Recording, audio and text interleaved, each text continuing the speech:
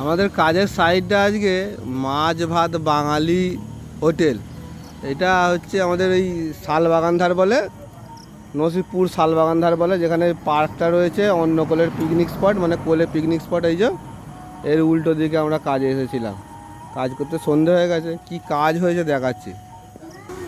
এইখানে একটা সেলুন হচ্ছে, ব্যাটা ছেলে মেয়ে ছেলে কি বলে পার্লার, সেই পার্লার হচ্ছে। পার্লারে একটা আমরা বেসিং লাগিয়েছি, মানে ওই চান করবার মাথা ধোবার ওই যে বেসিং হয়, সেই বেসিং রিকলাইনার বেসিং বলে, রিকলাইনার বেসিং লাগানো হয়েছে।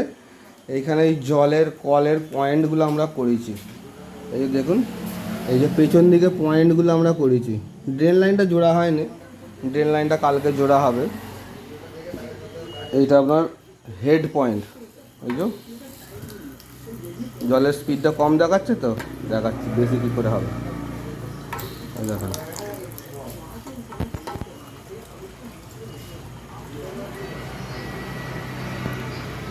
এই দেখুন জলের স্পিডটা বেশি লাগছে, জলের স্পিড ভালোই আছে।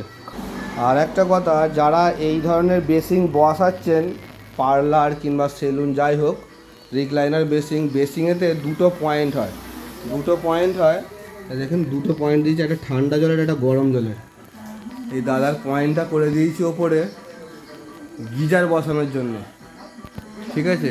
গিজারটা পরবর্তীকালে যাতে বসাতে পারে তার জন্যে গিজার পয়েন্টটাও করে দিয়েছি। লাইনটা পেছন দিকে দেখুন, সব সুপ্রিম কোম্পানির সিপিভিসি পাইপ দিয়ে কাজ করা হয়েছে, যাতে গরম জলে কোনো অসুবিধে না হয়।